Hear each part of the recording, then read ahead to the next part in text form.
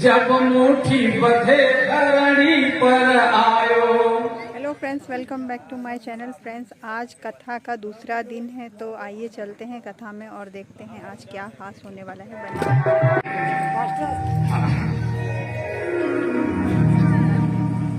आपसे आशीर्वाद प्राप्त करें और आशीर्वाद दें, क्योंकि आपकी तालियां ये कहेंगे कि आप मंच पर जाकर बाबा जी का सम्मान कर रहे हैं। जोरदार थोड़ा सा आप लोग साथ दे देंगे, तालियां में जो तेरा आशीर्वाद हो, बड़े पूर्वक आशीर्वाद हो। इस प्रकार का महाराज एकदम बनारस दौरा चला हुआ है। कथा कहने के पूर्व एक निवेदन है, जो उठ करके जाना चाहते हैं वो रहें, और जो रहना चाहते हैं वो जा सकते हैं। बहुत समझ में आ गए हैं। और के उठ के जाए लगे तो तरवल के ऊपर 7.5 शनिचरवा लिया के जा कोई विशेष परिस्थिति हो बात है। आइए, काशी में मुझे लोग सोहर बाबा के नाम से भी जानते हैं। मैं पूरे रामायण को अपने हस्त के द्वारा सोहर में भी लिखा, पूरे रामायण को भजन में भी लिखा, और मुझे लोग मानस सीआईडी के रूप में भी समझते हैं। रामायण के मानस सीआईडी है। जब कोई विद्वान बोल रहा है तो मैं वो कहाँ गलत बोला कहाँ सही उसको भी पकड़ लेता हूं। राष्ट्र के अध्यात्म जगत के वक्ता पंडित राम किंकर उपाध्याय जी थे, अब वो नहीं रहे। तो समय हम आप पढ़ दिए थे कि आपका नाम लूंगा, लेकिन जीव भूल गया है। दिल की सुधि भूल गयो, दिल की सुधि भूल गयो, जब मुट्ठी बधे धरणी पर आयो। और भांति सभी प्रतिपाल कियो, मन मूर्ख तू तिल को बिसरायो। और जब दांत नहीं तब दूध दियो, और जब दांत दियो तब अन्न खिलायो। और क्षीर समुद्र के सोवनहार, कबहु नहीं हरि के गुण। भगवान के नाम को हम भूल गए। संकल्प है गर्भ का हर जीव का, और यही सार्थक है। कहीं सत्संग चल रहा, चरण की कथा तक पहुंचा चुकी है, और विवाह की कथा आगे करेंगे। करे कुठिया में कन्या, मेरा सोच अरे जन्म लिहरिन कुठिया पावन हो। अरे गन सुनय राय के गोरी, या में सीता रानी बिलता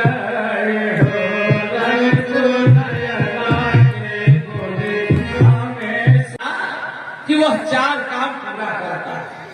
केवल जब जब देवियों के ऊपर दुख पड़ा है, आपत्ति पड़ा है, संकट आया है, तो संकट में हनुमान जी खड़े हुए हैं। आपको बता रहा हूं, इस 4 काम है कौन का आंजनेय आते इस व्यथित धरा के बीच। आज भूमि भारी को स्नेहते उठाता कौन लाभ पाता। महाप्रलय पयोनिधि को बंदनी विदेह जाके धीरज धराता कौन। कि लंका को जला के जीत यजित निशाचरों को मार। प्रियतम प्रिया का अरे मधु मिलन कराता कौन।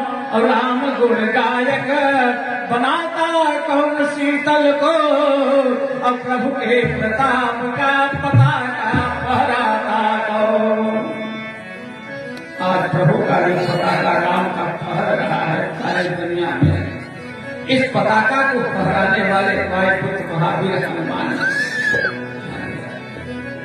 अगर ये न रहे होते तो किसी बंदर में क्षमता नहीं थी, किसी में क्षमता नहीं थी सकती कि जो कि समुद्र लाह करके उस पार जाता और जा करके लंका को जला करके भगवान के संदेश को सीता से कह करके सीता के संदेश को भगवान से कह सीता के दुख में सम्मिलित हो जाना है हनुमान जी का। और दूसरे कारण आज जो भगवान राम का पताका फहर रहा है, हाँ, केवल वायुपुत्र महावीर हनुमान जी। अगर किसी के ऊपर 37 शनिचर भी है, ग्रह चल रहा है, तो हनुमान जी में एक ऐसी क्षमता है, ऐसी ताकत है, शक्ति है कि आप जो है हनुमान जी के आराधना से शनिदेव को भी नष्ट कर सकते हो। शनिदेव कुछ नहीं कर सकता है। एक दिन इंद्र भगवान ने बुलाया शनिदेव को, कहा शनिदेव आपका क्या काम है? कहा जिसके ऊपर मैं चढ़ता हूं उसका विनाश करता हूं। अगर 7.5 की महादशा में रहता हूं तो अल्पया इंद्र को करता हूं। मेरे मान लीजिए इंद्र भगवान 7.5 हनुमान जी की यात्रा जो लंका में होती है, जो है किष्किंधा पर्वत से समुद्र के तट से लंका की यात्रा में 4 माताएं हनुमान जी को मिली। पहली माता का नाम है स्वयं प्रभा, जो किष्किंधा कांड में है, और दूसरी माता का नाम है सुरसा, तीसरी का सिंहिका और चौथी का लंकिनी। ये 4 माताएं मिली। हनुमान जी 4 माता से भूख सुना रहे हैं कि हे माता जी हमें भूख लगा। चले गए कहीं दूसरे देश में, लेकिन जब से राम जन्म भूमि में भगवान राम की प्रतिष्ठा हुई, प्राण प्रतिष्ठा मंदिर बना, अब आप वहां जाइए आपको गीत दिखाई पड़ेंगे। सरजू के किनारे सब गीत जा रहे हैं, जल ग्रहण कर रहे हैं, भगवान का दर्शन कर रहे हैं। आप ये मंदिर से जाकर देख सकते हो। निवेदन कर रहा हूं बंधु, ऐसे जो है आनंद कंद वायुपुत्र महावीर हनुमान जी जाम और अंदर सब है। संपाति ने कहा भाई मैं एक बात कहूंगा, मैं तो सीता जी को देख रहा हूँ लंका में उपवन वाटिका में अशोक वाटिका के नीचे बैठी हुई हैं, राक्षसियां दरबार धमका रही हैं। सीता का पता वही लगा सकता है जो 100 जोजन का समुद्र लादेगा और फिर वापस आएगा। इसमें जो क्षमता हो, जिसमें शक्ति हो, बताओ। जामुन ने कहा क्या बताओ भाई बोलो, इसमें क्षमता है। अंगद ने कहा, अंगद ने बताओ तुम पार जा सकते हो? अंगद ने कहा पार तो मैं जा सकता, लेकिन आने में संकट है, भ्रम है।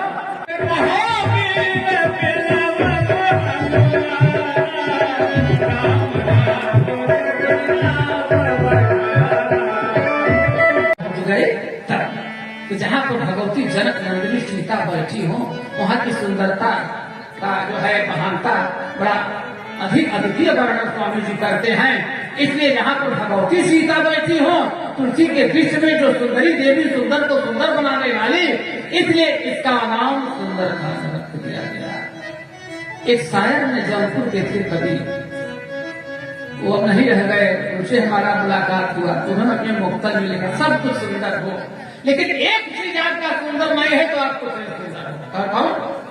रूप सुंदर हो तो सुंदर आपका रूप सुंदर हो, चलन भी सुंदर हो, देह का आवरण भी सुंदर हो, लेकिन सार्थक उसी की है सुंदरता कि जिसका अंतःकरण भी सुंदर हो। यदि आपका अंतःकरण मन समाज के प्रति, परिवार के प्रति सुंदर है तब तो आप सुंदर हैं। अगर अंतःकरण मन सुंदर नहीं है तो परमात्मा का संकेत है तो आपका कुछ नहीं सुंदर है। इसलिए सुंदरकांड इसका नाम बड़ा। सुंदरम सुंदरी सीता, सुंदरम सुंदरी कथा। ऐसे वायुपुत्र महावीर की जाता जो चर्चा चल रहा है, अब जो है सुंदरकांड में लंका में प्रवेश कर रहे हैं।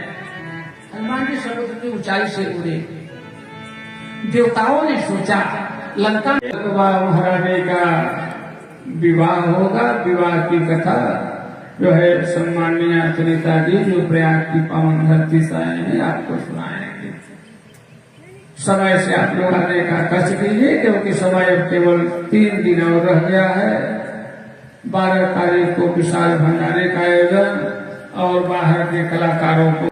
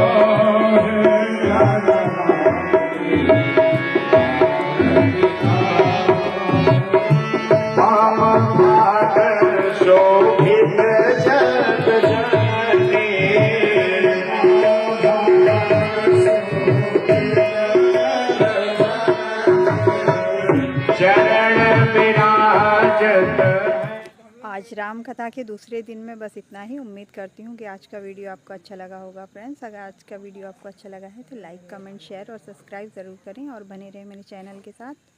मिलते हैं फिर किसी दूसरे वीडियो में, तब तक के लिए take care, have a nice day.